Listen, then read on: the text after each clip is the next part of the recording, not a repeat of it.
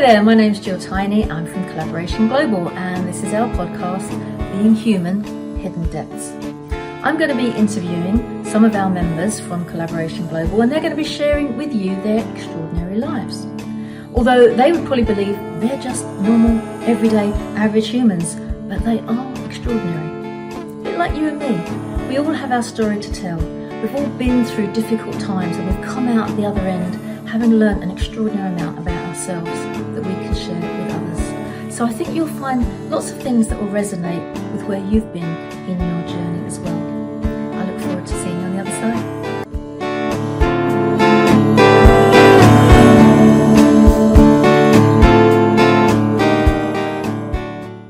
Hello and welcome to the podcast Being Human, Hidden Depths by Collaboration Global.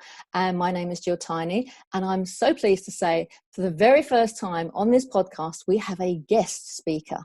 We have somebody that's been specially invited, and it's Aaron. Aaron Love Yahaya. How are you? And welcome to the podcast. Good morning, Jill, and thank you for having me on. So I'm honoured to be the first invited special guest. Oh, so you should be, absolutely. Because normally we would have our members who we unpack and find out more about them so that all of our other members can get to know them at a deeper level. But we had a conversation not so long ago because let's be open and honest, we barely know each other. We have seen each other on Facebook. I've seen a little bit of stuff on LinkedIn, and I've gone, oh, that's interesting. Oh, I like that. Oh, let's put a little comment there. And then we had a little catalyst moment a couple of weeks ago where, because of the rise of the Black Lives Matter movement and my feeling of responsibility as a white person, I should be doing something about it, and I don't know what I'm supposed to be doing, and I'm confused, and I need to be educated. I called together a meeting, and you very kindly joined. So from that conversation I was very humbled to be part of. I thought it was really interesting, the different viewpoints and how people came together in a space of love. That's what made me go, do you know what? I think we should have a guest. And I think we should have a guest that's got a different viewpoint from Collaboration Global, who doesn't necessarily see that the world can collaborate like I do. Doesn't necessarily see that we all have to think alike, I don't believe we all have to think alike, but sees a world that's different from the culture and the mindset that we have created in Collaboration Global. So hopefully there'll be things that you'll be saying that I'll be going, oh, okay, didn't think about it like that. Because we never know everything, do we? We never know, we don't know what we don't know. So that was my reason for coming in, to invite a guest in, maybe the first of many, but you will be the first, you will only ever be the first. And we'll keep this as a pivotal time in history. So tell me first and foremost, Aaron, what have you been doing in lockdown? How's it been going for you? Well, thank you. Thank you, Jill. Just listening and reflecting back. So lockdown's been quite interesting, and I've had a toddler. So the toddler's taken a lot of the time. And I think I had dreams for lockdown, almost like I remember having as a kid before the summer holiday started.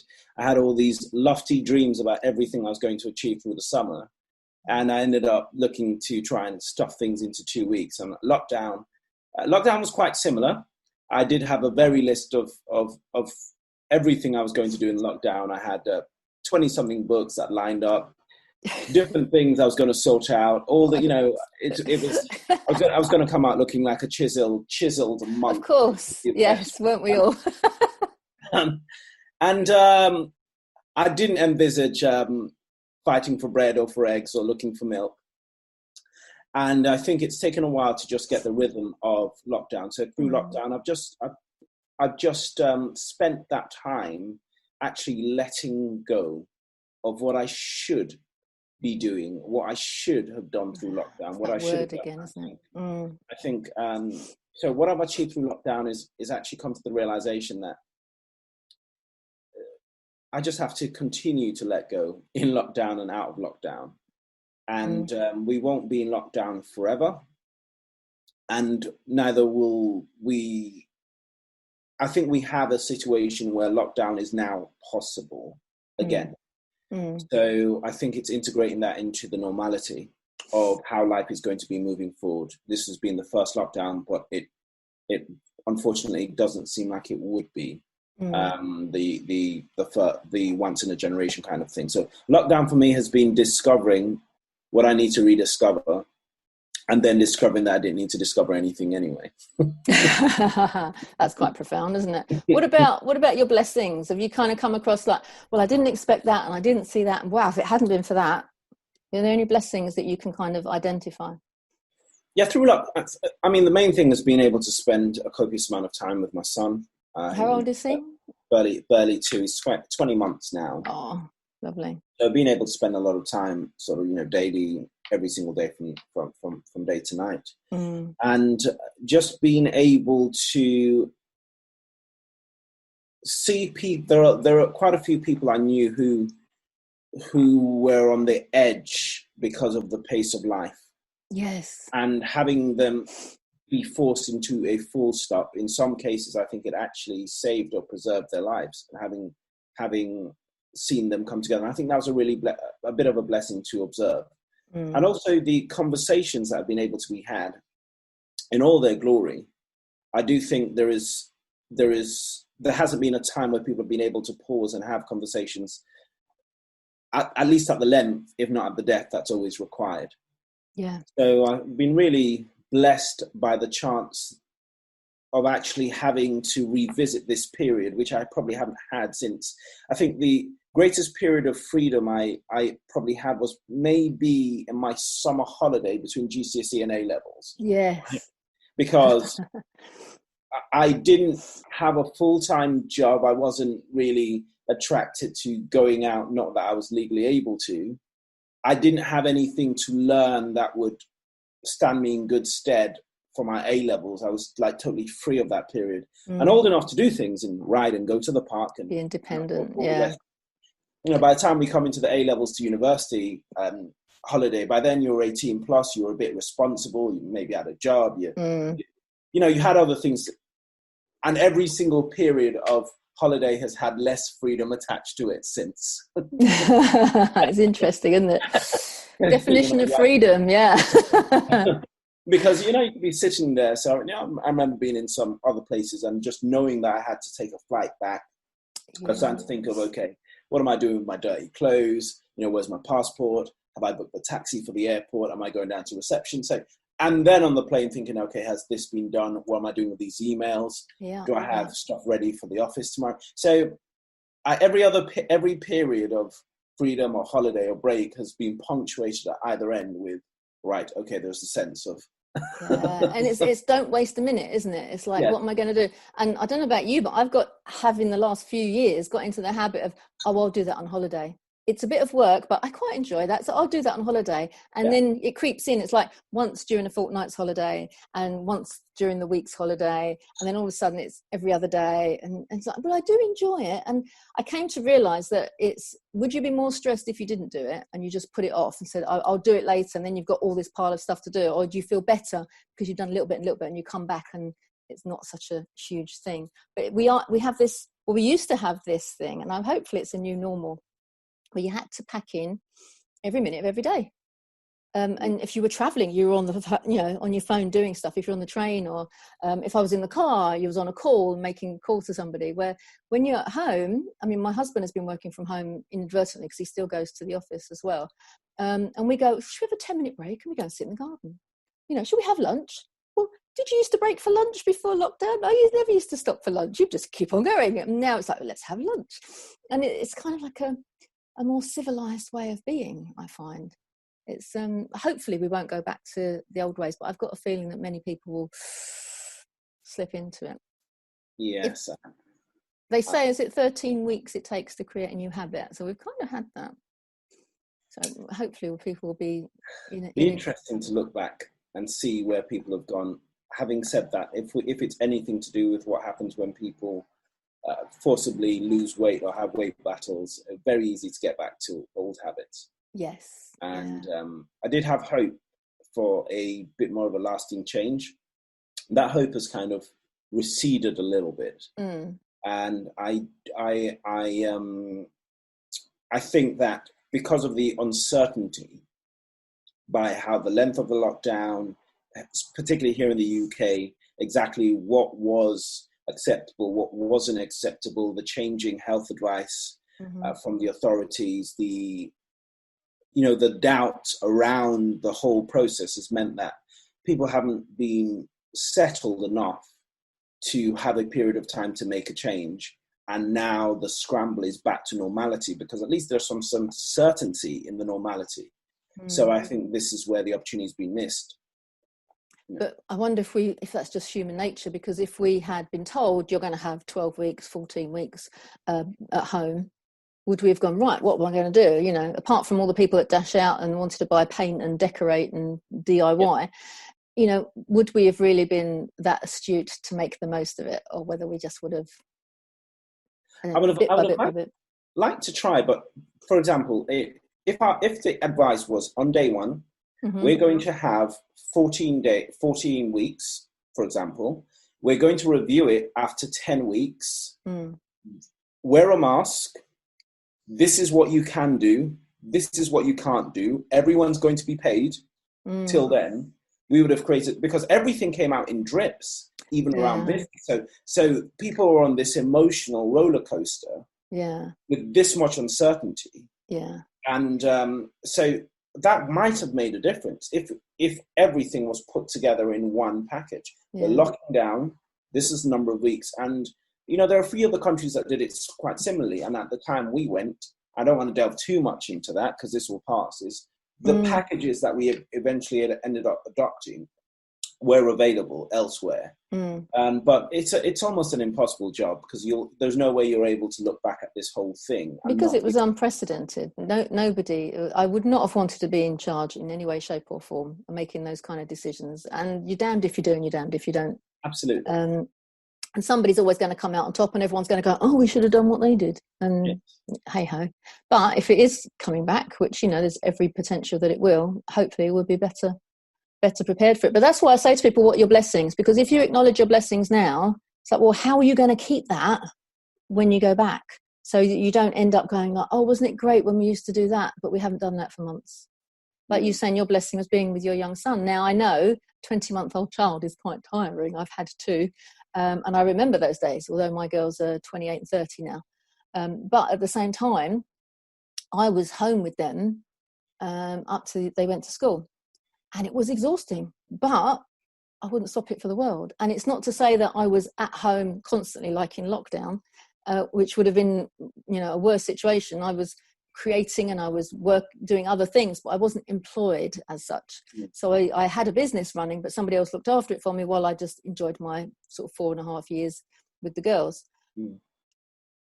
But I think if I hadn't had that time, wow, I would have missed that. So now you've got that joy and that opportunity and you've seen it. And I know there are times when you've been with your son and you're like, oh, this is so boring, let me get back to work. Because that's life. 20-month-old children are not the most fascinating conversationalists. But at the same time, you've seen him develop, you've seen him do new things, you've been proud of what he's achieved. When you see him sleeping, you're like, wow, I've got time to just watch him sleep. And it's just this precious, precious time that you've been blessed with, that when you go back to the rushing around and the getting into London and the coming out and the clients and the meetings, and you can actually, I'm going to go home because it's my son's bedtime and I'm going to be there for him, because or you've had that experience of what it feels like to be close to him. I always used to say to my girls, to my husband, when he was running the first business we had that started in 88, you leave the office at 6. You're home by 6:20, and you're there to put the girls to bed, or not necessarily to do the doing, but to be there so they could choose, mummy or daddy, to put you to bed, or have a bath, or read a story, or whatever it was. And the only day that he worked late was a Friday. But he did say that between 4 and 6, he got so much more done than if it had an open-ended, maybe 6:30, maybe 7, maybe 7:30, because he knew he had to be there. So he got it done because he knew he had to leave at 6 o'clock. He made that commitment. So the kids don't kind of remember daddy working all the time, where we have other friends who he worked, like he was out of the house at 5 a.m. He'd get home at 7 or 8 o'clock at night. Daddy's too tired. Daddy's got to have a bath. Daddy's going to sit in front of the telly. We can't play with you right now. It's a different world. So again, it's weighing it up, what blessings we've had in lockdown, and how we're going to grab onto them and keep hold of them. I totally fully agree with you, and that is the key question. And on the one hand, I get relatively frustrated because we've invented all the stresses. Yes. They're all artificial. We have invented everything that stresses us out. Mm-hmm. So it is, on the one hand, I'm like, I can make a difference individually in my life and to the people around me. And then some days I wake up and I go, there's no point. I can't change the world. I can't change the societal pressures to produce. I can't change the societal pressures around just what you have to do to be productive. I can't change the amount of information that comes in that has to be dealt with. I can't change the pace at which people want replies and people act and people get up to. So I flip-flop, but very rarely do I go into that state of total helplessness, because ultimately it's that. But I think doubt is an essential part of maturity and progress.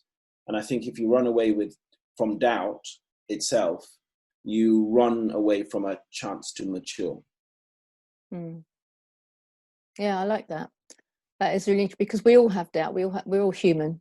We all go through what they call it, the corona coaster, up and down of emotions. One day it's like, oh, it's not so bad, and the next day it's like, oh no, and you get the claustrophobic feeling. And you do have doubts, and I'm along the similar path to you, is that I feel I'm here on this planet to make a difference, and my philosophy is, if I can make a difference to one person, hurrah. If I can make a difference to many, fantastic. If I can have a ripple effect so the people I'm in touch with can also make a difference to other people, then that's me making a difference to the world. And then sometimes you get somebody that's like so frustrating because they can't hear what you're trying to say, and you're like, just help yourself. How can I help you if you're not even helping yourself? And then you're like, oh, what's the point? I can't do, it's too much. And you do begin to doubt yourself, and you're like, I don't know about you, but every so often I purposefully ask myself, so if you're not doing this, what would you do? There's nothing else I'd want to do. What I've learned over the last 20, 30 years about myself and about why I'm here and my reason for being, my purpose, it is to help people. And whether I do it through coaching or helping people to write their books or building the community or connecting people up with people that are really useful for each other, or simple things like passing a referral or whatever I can do to help, it's in my DNA. So I kind of have to do that. So when that doubt comes in, I go, okay, you're fed up with this. The computer's not working. The software's gone wrong. Your friend that you thought was great is really annoying you, and blah, blah, blah, whatever. What else are you going to do? No, I like doing this. This is who I am. This is my being. And I asked you earlier about your being, what you're about. And you were sharing not a dissimilar story, in that you're out there to help people to maximize. So tell us a story. There you go, putting you on the spot as usual. Tell me a client that you've helped that just made you feel so good. How were you able to help them? Obviously, no names, no pack drill, but how were you able to help them to sort of demonstrate the kind of thing that you do on a daily basis? So here we are. You've really put me on the spot. Think of your best testimonial. I have. Okay, so let me take the question and actually drill out the essence. I've had a lot of people that work for me over the years, so probably over about 20 years. I've had various people in. I've had about 800 staff, varying from part-time to full-time. Mm-hmm. And I think, without drilling down to one person, every single week or every other week, I get a message from someone who's worked for me or I've done business with, sometimes even up to 10 years, and to say something or say that thing that you said, which honestly I don't really remember, has made this much of a difference. Wow. So, for example, this morning, someone who worked for me years ago now, and is now a doctor, got in touch with me about something that, before we came on, something that she was doing for her house as a result of something that I did say. And so,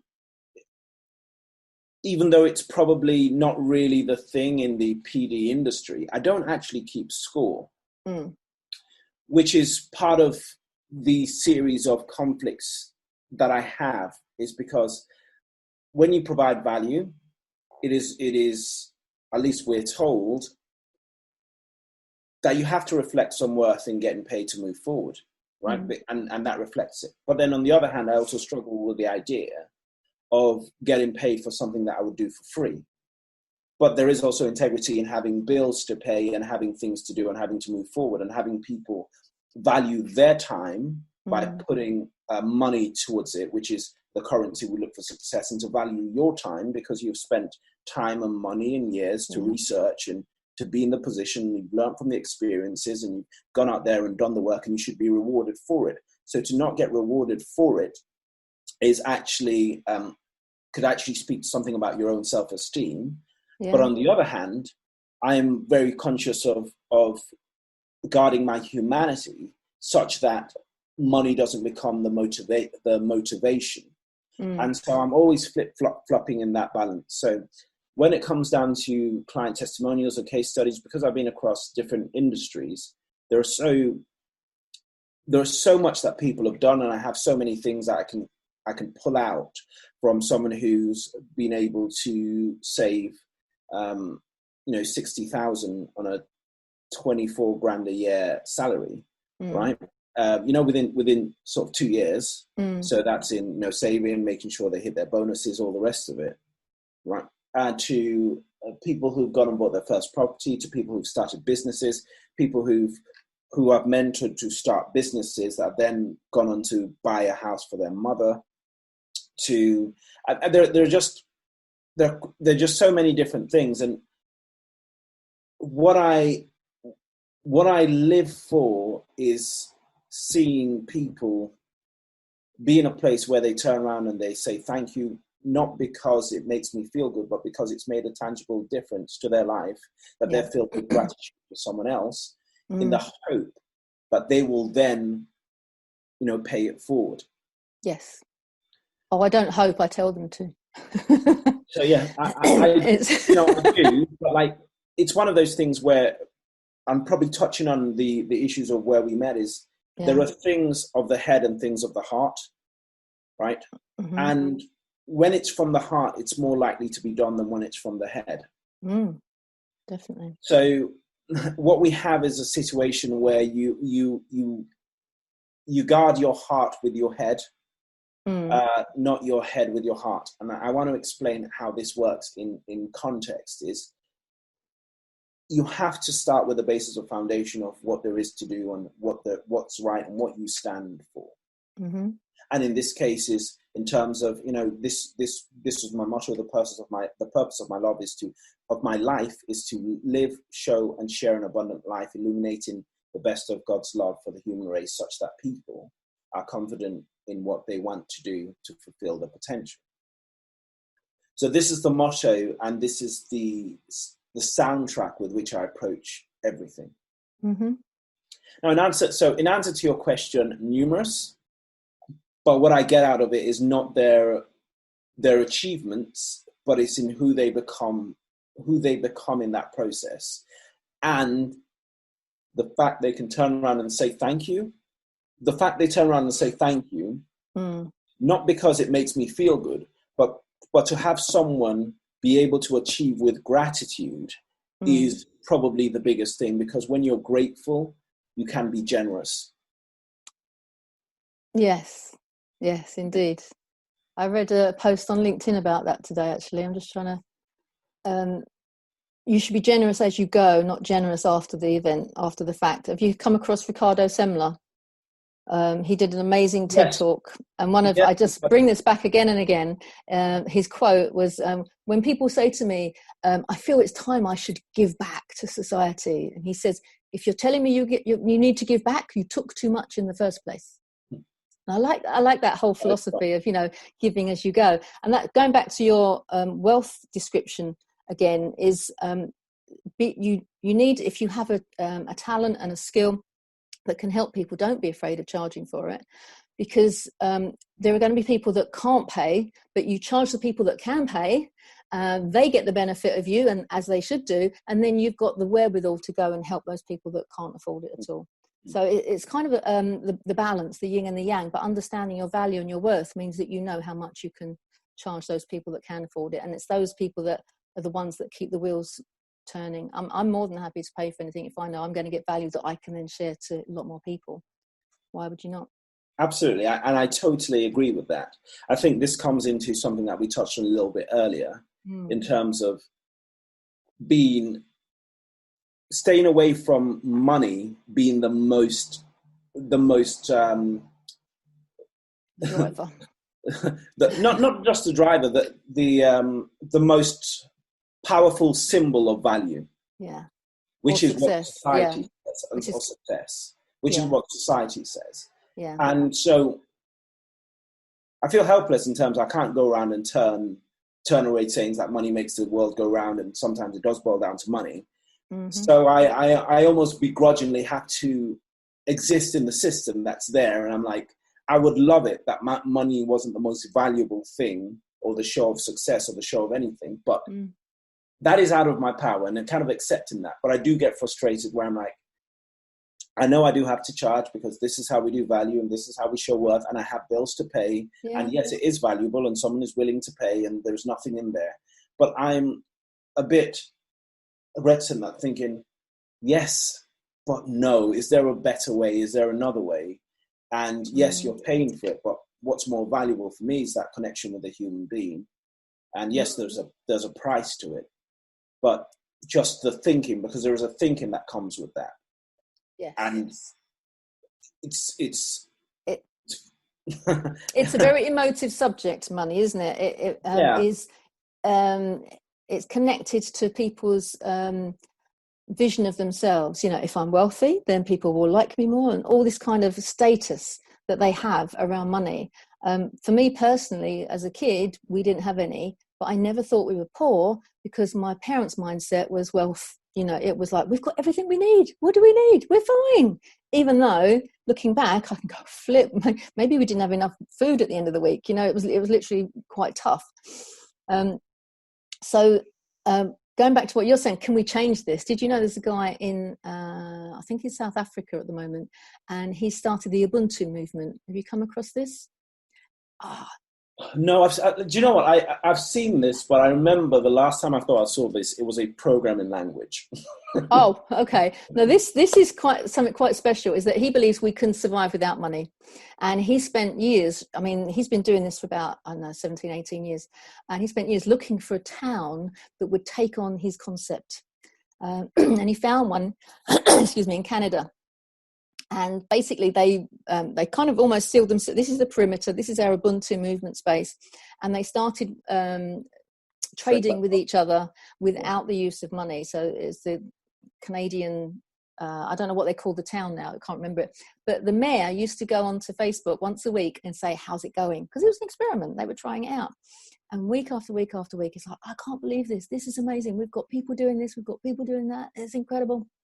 I'm like, wow, I haven't looked at it lately to find out how well he's doing, but the whole, you go and find out. I'll find out his name and I'll see if I can put it with this podcast. But the Ubuntu movement from Africa, it started in Africa, and it's flowing, and it's like, oh, if only the world could see how it could exist without money. And wealth is a state of mind, and it's nothing to do with your status. Well, and it's nothing to do with money. Wealth is nothing to do with money, but if you have it, that's a measure of your how you deem success to be. But it might not be your success.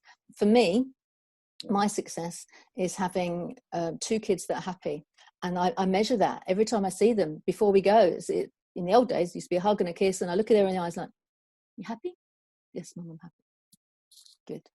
I'm done. My job is done." That's all I need to know. And if they weren't happy, they would tell me.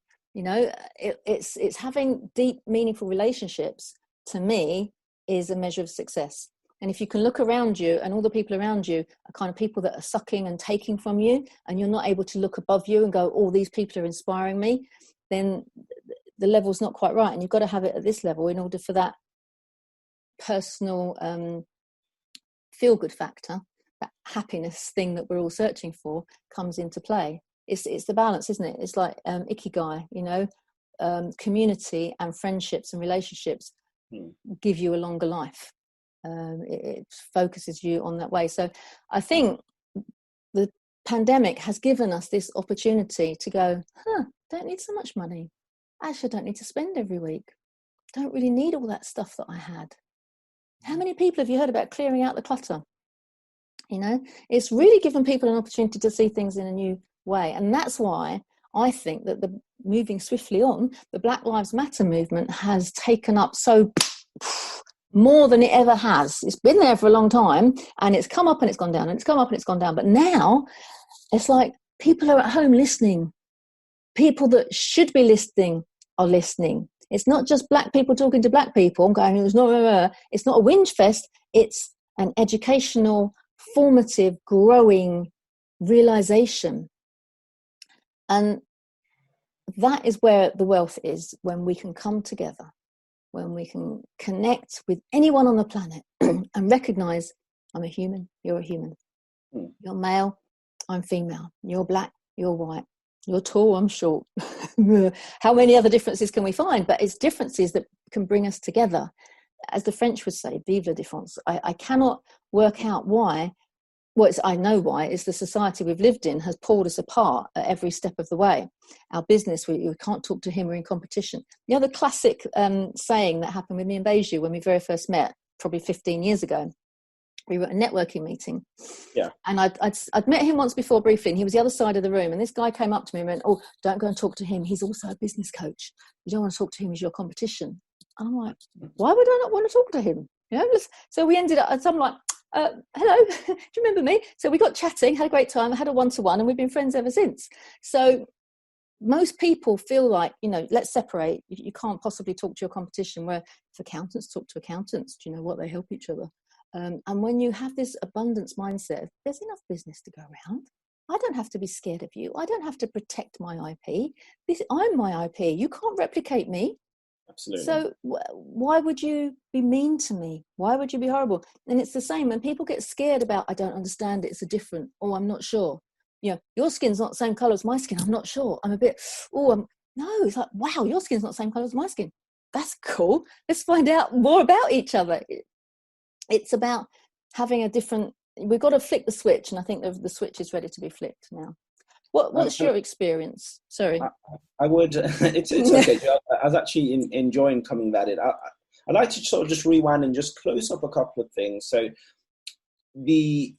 I'll come back to it in terms of my constant conversation and dialogue with society in general, in terms of, and when I say society, I will say the representation of the zeitgeist as put forward by the media and put forward by the access to the information that we commonly have. Mm. And very few people take some time to really think independently to examine whether it's true or not.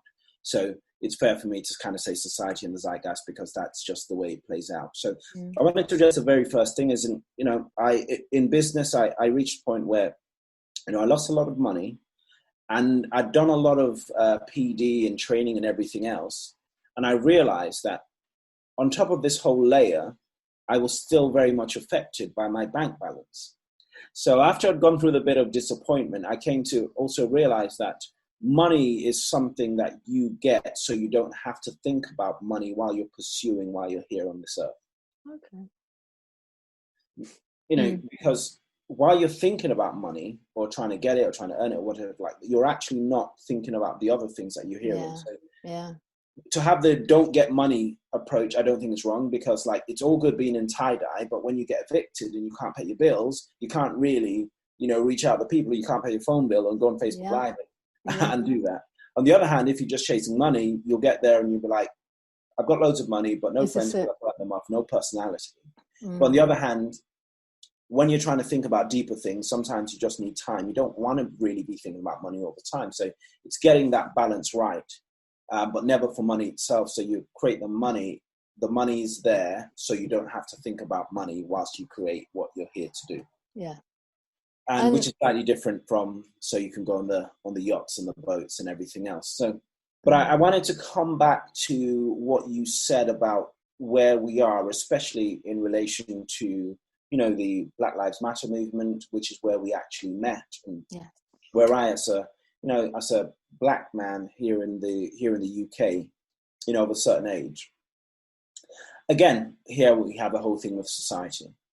I take a slightly different view from society and from the zeitgeist over this, because this is one thing I want to speak factually and truthfully.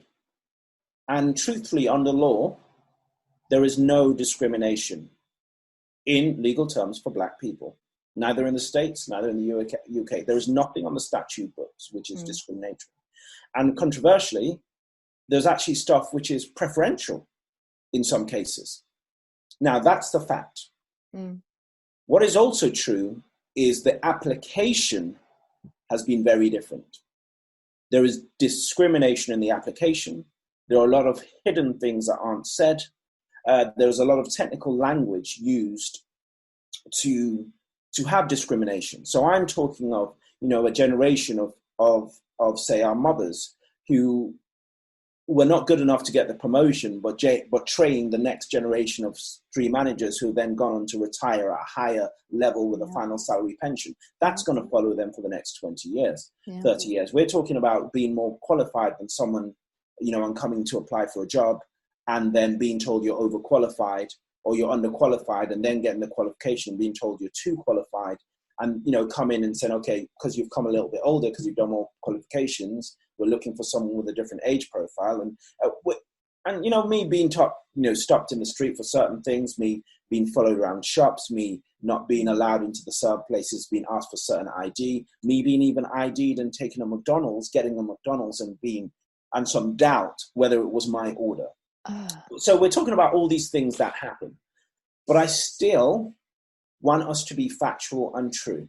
And there is no discrimination in the law if you're Black. I can speak of Black. Again, the experiences when we say BAME in the UK. Now, what I'm saying is controversial today, but it shouldn't be. And that's where we are in society, right? It's controversial because I'm not eating up a parroted narrative. Now, the one thing that we need to be very careful of is empathy. And I think what's happened is, I think that I know there is genuine pain in my community, in people that have experienced this, with true stories of everything that's coming out. And I know this because, surprise, surprise, I've been Black all my life. I grew up with, I have friends in the police, to friends, that have spent time behind, to friends, people in between, to friends in medicine. I even have, so for example, my one of my cousins is the head of the police oversight board in Dallas, right? Politician. Another one of my cousins worked in Obama's White House as a staffer and is doing the same for Joe Biden. Wow. And then I have cousins in New York. I have them in Washington. I have them in Atlanta. I have them in Minnesota. I have them in Colorado. Big family. Yeah, 60 cousins in Really? Wow. I don't get to your party. So I'm very much plugged into the experience, as well as being here in the UK. You know what's happening at the ground floor. I know exactly what's happening on the ground. So there's a group of us who did a lot of work. We're going on working with young people, and we're a group of young men. And in that group, we have very high up police officers who were controlling things at the demonstration, and we have people in that same group who are at the demonstration, and we're in the same WhatsApp group because we're all childhood friends. Wow. And so so do they, when you talk to them, do they have biases from the group that they're from, in that they don't necessarily agree with what's going on? Do they still see it from the same viewpoint? No. The thing I should put at the front is we're also joined by our faith, because we're Christians. Okay.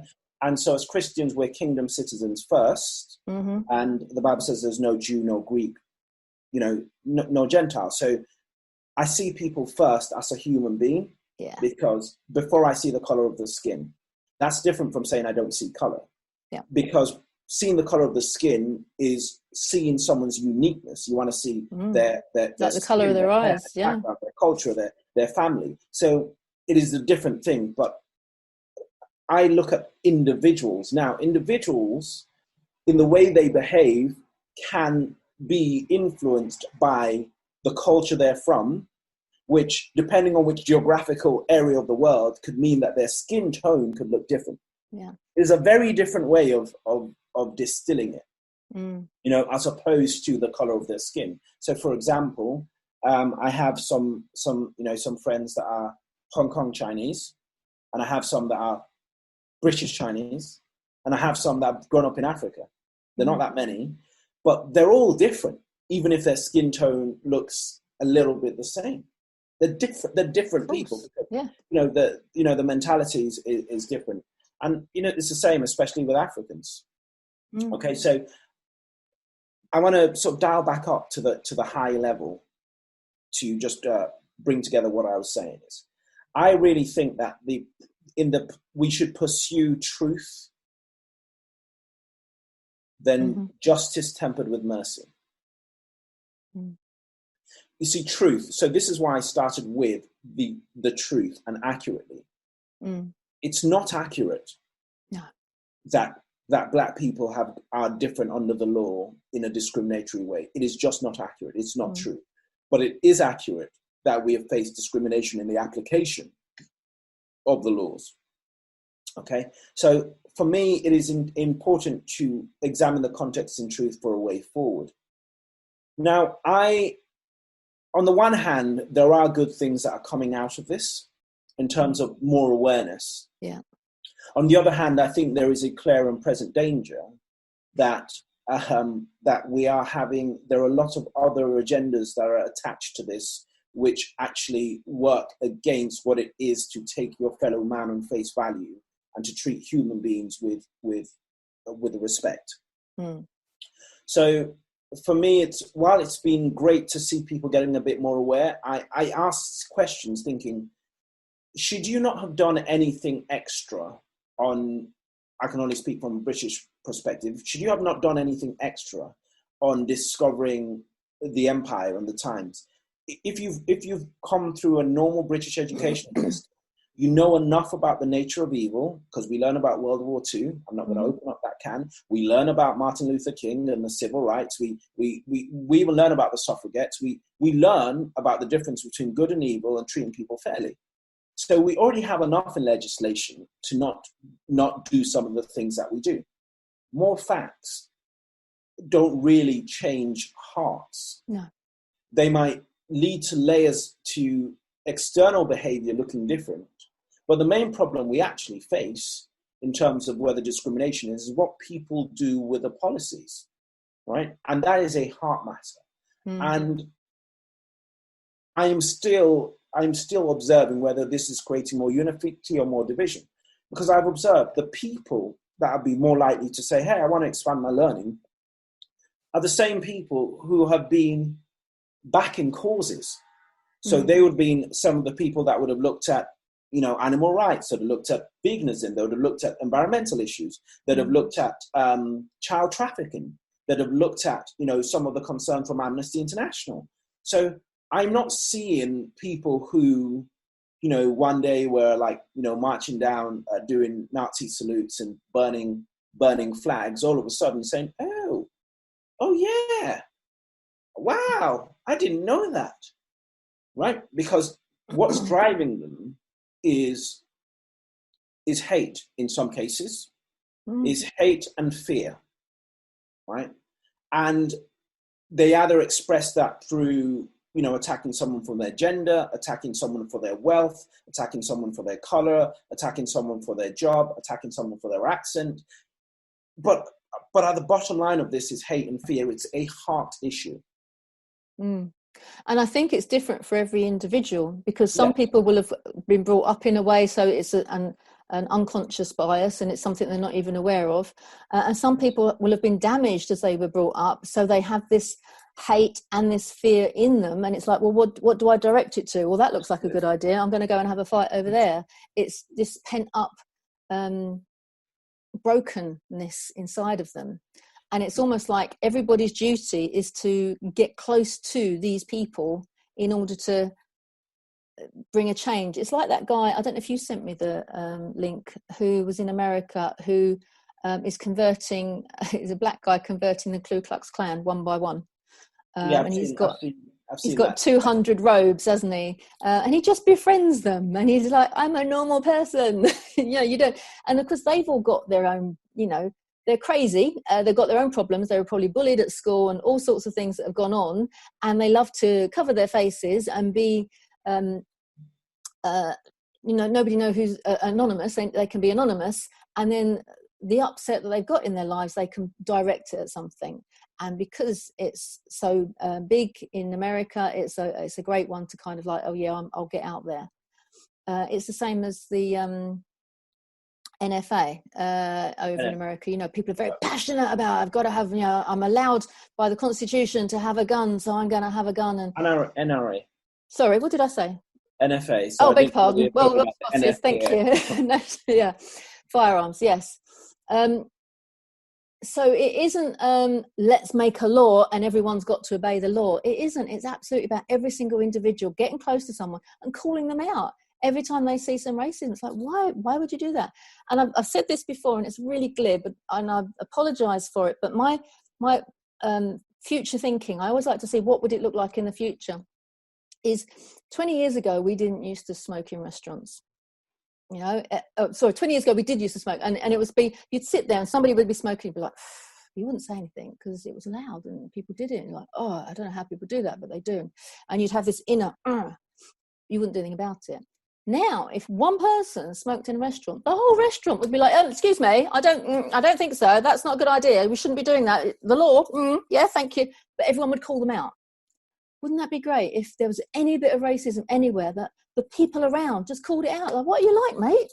It's unfashionable. It's not cool to do that. Stop it. Just get over it. But we all, as individuals, have to be brave to do that. Not from a point of view of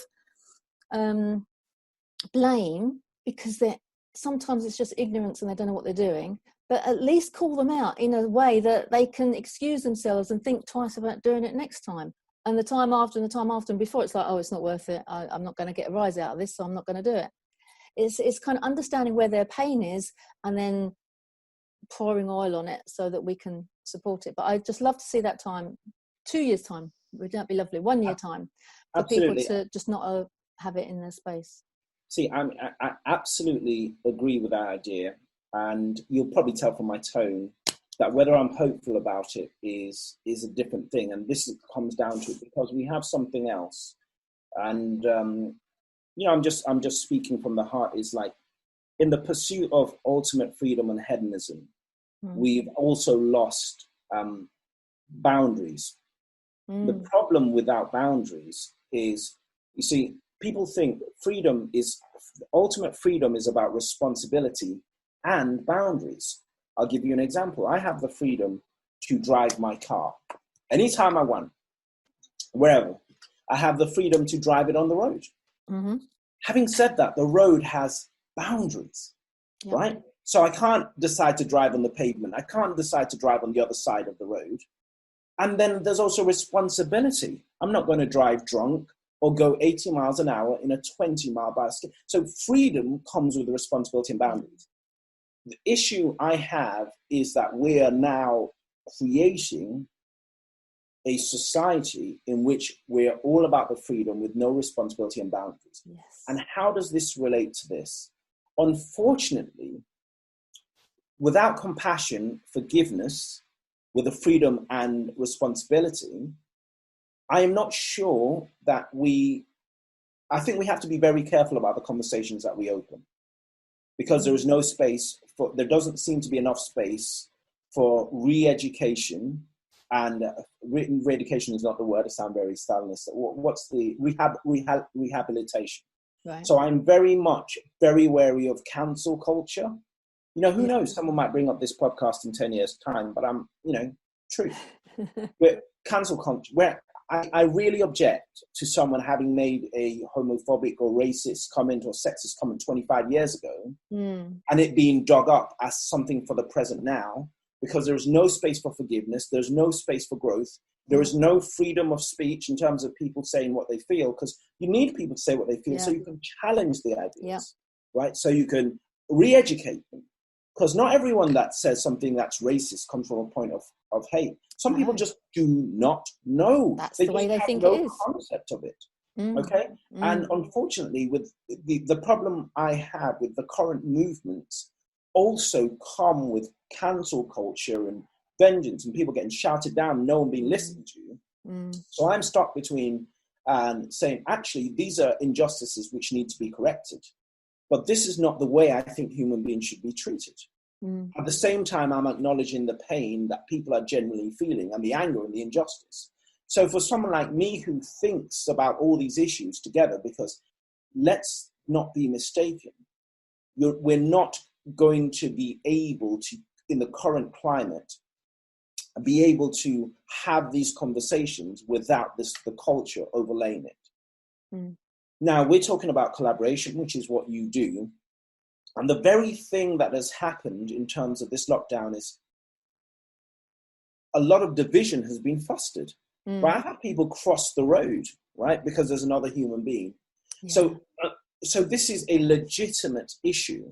Yeah. But I feel that the container in which it's presented could have elements of, I wouldn't say illegitimacy, but might not serve the end purpose. I do not want someone who's grown up in a village somewhere in rural England.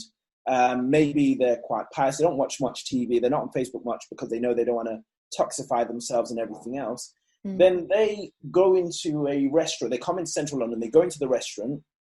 They don't have any black friends, don't know anything. And they say, oh, was anyone sat here? They're sat there. Then they say, oh, there was a colored lady just here or something, or a black lady. And then someone gets offended and everyone in the restaurant is like, stone the racist and everything else. Yeah. But it's an extreme example, but I'm saying we're in a society that, because we do not listen, I think, we need to risk being offended.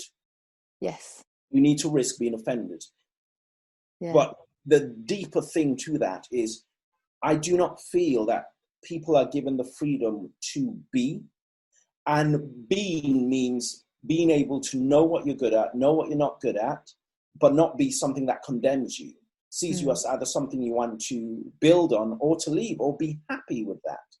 And this lack of freedom to be and to conform to something means that people then protect themselves instead of build themselves, such that they're going out into the world with a lot of insecurity and they're jumping onto what there is because they want to get that social proof and they want to jump on things. So, for example, there'll be no one in the restaurant, I'm just giving this fictional example, that will say, hang on a second, you don't even know this person. That wasn't fair. They were just describing it. And someone say, hey, excuse me, sir or madam. Yeah. I found that term offensive. And they might go, oh, I'm ever so sorry. What's the correct term? And that's the end of it. But there's increasingly less and less space for conversation. The mob the mob mentality just sort of piles in. Well, it's social media as well, isn't it? As much as that's a blessing to us. I mean, some of the stuff that I've seen on there, it's incredulous. And because it can be anonymous, because they can get fierce down the end of a keyboard, can't they? And that is something we have to be aware of. And I think the majority of people are, she said optimistically. I hope they are. Go on, tell me otherwise. Right. This is the situation. Is I've looked at this toxicity, but it's developed. The professors of tomorrow are the students of today. Ooh. But what we've done is we have skipped. What normally happens is, okay, without looking at the political spectrums, I have a whole conversation around that. Is at some point you have to have the marriage between the ideal and reality, and somehow make sure over time that what was once an idealist fantasy becomes more of a reality. But where people aren't factoring in, sometimes it takes time, it takes maturity, and your ideas change. Okay, so we're in a situation where there's a reason why we age. There's a reason why we mature. Like, this is nature. We're ignoring nature. Like, yes, like, it's not that kids don't have anything to say, but an adult is an adult for a reason, right? And people need to know the difference between that. Myself at 30 and myself now is going to be different from myself in 20 years' time, right? Okay. Yes, you can learn all the lessons, but you might be 50 by the time you learn the lessons that you could have learned at 25 if you just listened to someone older. So yes, you can know it all yourself, but So how I go back into that is this kind of cancel culture, lack of conversation, the inability to have debate, to hold to ideas which you don't agree with and hold them in suspense to actually distill because you're searching for truth, is something that comes with maturity. Okay, but we're not having really mature conversations, I think, generally about almost anything. No, everything's polarized, isn't it? Everyone, it's either or, right or wrong. Yes. And it's like, well, what about the grey in the middle? Everyone's trying to be right and damn everybody else that isn't. It's exhausting. I mean, civil war waiting to happen, really. It's and that's what I'm pushing back against. So some people say, oh my gosh, you're anti this or you're anti. No, I'm actually pro truth and pro fact and pro civility, which is very unpopular these days. So, sorry. I was just going to say, as a classic example, did you see the tweet that J.K. Rowling put out, which was a bit humorous, and obviously she didn't mean offence by it, but it was just deluged by stuff, and she had to kind of justify herself, and it's like, she could just say sorry and let it go and all the rest of it, but it was like, why do you have to be that mean? Why do you have to kind of be... And people... Unfortunately, we're in a situation where because there's no forgiveness, sorry doesn't cut it. No. People wonder why our politicians can't say sorry, because it never, ever stops there. Yeah. Because if they say sorry, then they go... It never, ever stops, so you have to stop it somewhere, right? Because this culture has no forgiveness. So when there's no forgiveness, people won't say sorry. And when there's also a legal culture behind it, then people can't say sorry. And people need to be able to say sorry because they know they'll have forgiveness. And people need to be able to say sorry because they have repentance, which means turning around to face, turning around from what they used to do. Do you think as a culture, because we have, according to statistics, lost our faith, Christian churches are emptier, if that's a stat that you would agree with, do you think that's how we have lost this ability to forgive? I mean, no doubt. This is something I'm totally sure of. And if you look at, I will share with you some material which escaped me.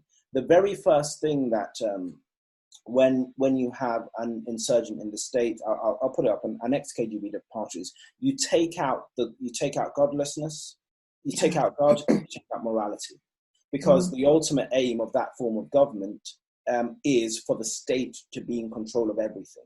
And you also need people to be divided. This is why the secret services, the Stasis have neighbors reporting them, neighbors and everything else, because you need people to be divided. The very first thing is you take away people's faith, and I think that we have made errors, right? We have made errors in terms of leaving a moral vacuum. Okay, so there is so much to be desired about the way that man has implemented. I'm a Bible believing Christian, and I believe there is so much about the church institution and the building, and there's so much that leaves to be desired. But as a Christian, I understand that anywhere where you put man, they're just going to do the man thing. Okay, so the church is not meant to be perfect, because the Bible says, looking unto Jesus, the author and finisher of our faith, and it became an institution in this country. So I fully understand people who are like, you know what? I don't get this hypocrisy. I don't feel this way. This is not for me. This doesn't, and then we have all the scandals about the church not being strict enough about people who came in. And then we had all the scandals, with the children, and then the cover-ups and everything else. I fully can see why people will move away from the faith. But you need to understand this, create a vacuum. Yes. Well, what's interesting is I think some people are trying to create their own vacuum. I don't know if you ever come across Landmark Education. I have come across Landmark. As an example. So I went on one of their wonderful courses, and I'm not knocking Landmark in any way, shape or form. But what was interesting is I did the first forum, 3-day thing. And on day 1 or 2, I was sitting there going, this feels familiar. Is this familiar? Everyone was having to kind of concentrate on something that they wanted to put right in their lives. And you could hear crying, and you could hear just people being, and the energy in the room was incredible. And I'm like, oh my God, it's just like being at church. You see, when you go to church and you go through all the teachings that you're given again and again and again, we seem to have lost Aaron. Oh, he's back again. Lovely. Yeah. When you go through all of the teachings again and again and again, it's exactly what Landmark were teaching you. So that one of the homeworks were to go through all your contacts and basically make a phone call to people that you had unfinished business with. Have a phone call and call them. And I'm like, sort it down. So after the course, a friend said to me, oh, well, you didn't do it. If you didn't make a phone call, you didn't do it. I said, well, why? Oh, you didn't do it properly because you must have had someone that you had unfinished business with. I'm like, well, I'm a Christian, so I can't have unfinished business. I have to go. If there's a problem with a relationship, it's in my duty to go and talk to them, forgive them, ask for forgiveness and get it flat. I can't live with that. I can't sleep with that if that's still outstanding. So, but what they were doing was the similar sort of thing, go and ask forgiveness, make a phone call, but without the faith element. You see, I'll expand on that a little bit because so in between coming back strongly to the faith, we might have another conversation another time, is I got involved in a lot of other things. So I did the whole Tony Robbins program. I did like John DeMartini. I did, a lot of stuff. I even did the Landmark program. I even did up until the fourth program, the leadership one, where you actually train to become a leader. Mm-hmm. And I had a very similar thing. So I actually looked at this and I thought, actually, this is a lot of the Bible with God stripped out with a little bit of Buddhism and a little bit of Hinduism and a little bit of thingy, but it's actually Ecclesiastes 3, vanity is vanity, everything is vanity, which is everything is meaningless. Yeah. Confess your sins to one another. Yeah. But you see, people also need to understand forgiveness is hearing a sorry that has never been said, right? So, and then I looked at this and I thought, actually, because I don't want to turn this into a pure Christian podcast, but it says, but when we're speaking about people who have a form of godliness but deny its power. So for me, I don't want to, I took a lot of useful things from that. I wouldn't go into whether I'd recommend it or not. For me as a Christian, I could no longer merge having the Landmark stuff because I have the Bible. I have the Bible, which is free, which has everything that I needed in it. And I can absolutely see how people can drift without having a foundational compass to be able to run things by. And when I go back to the same where I said you actually guard your heart with your mind, not your mind with your heart. And to really do that is a lot of people are being driven by the feeling in the moment and they're not using their mind. So for example, I can say, you know what, it is absolutely terrible what happened when I watched that 9-minute video, or was it 8-minute 56, when I watched that video. Mm-hmm. But that's my emotion, right? But in my mind, I know that not all the police are racist. Not all white people are racist. White Jesus is not part of the oppression. I'm just saying what goes in. So therefore, because my mind is guarding my heart, my emotion doesn't drive me to then discard a friend I've known for 24 years because they're now a white man who doesn't understand the oppression I've been through. But if it was the other way round, I'd go with that emotion and then turn around and use my mind to rationalize why this friend I've known for 24 years has been part of the oppressive patriarchy. But I have to have had the mind there in the first place to be able to distill the emotions from the heart, which is different from ignoring your feelings. And this is where we have it the other way around, I feel. And that's because we do not have a basis. So anything goes. And the problem with anything goes, it's all good when everyone's on your side till they turn on you. So we're in an age now where brands, we're in June 2020, have decided they're pulling out of Facebook in July. Okay. Now, Facebook has been the most woke thing there. They've supported everything. They take down stuff, everything else.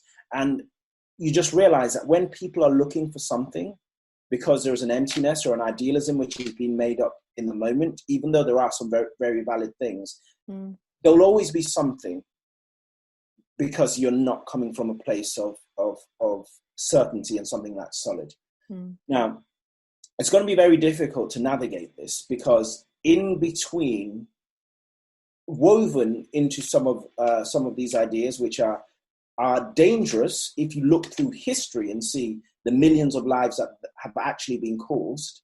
And when you see what's happened to societies when they've gotten rid of certain things, there are boundaries in society for a reason.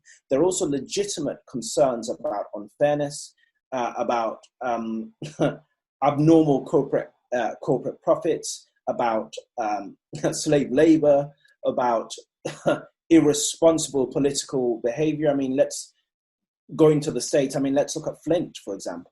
You know about the water poisoning in Flint, the lead in the water, and all this. There's so much that goes on, and I think where maturity and wisdom comes in is being able to unpick the issues that really make a difference and matter without being swept up in a mob movement.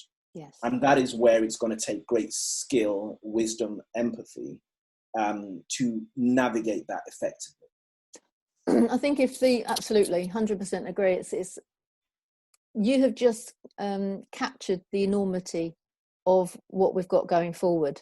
And for me, for these kind of conversations to carry on and keep and being there constantly for people to feed off of as they go. So when they've seen something online or they've seen a real life incident, they've got something where they can go to kind of work out if it's a heart, if it's a head, if it's something that they can get on board with or something that they should be moving away from. And I think it's not going to happen like that. It's not about a rule. It's not about a politician. It's not about a law that needs to be put in place. It is about, from the groundswell up, making a difference. And that, in essence, is what Collaboration Global is about. If we swing it all the way around back to the beginning, is that one of our core values, collaboration is one, human being first, and love. Those are our three core values.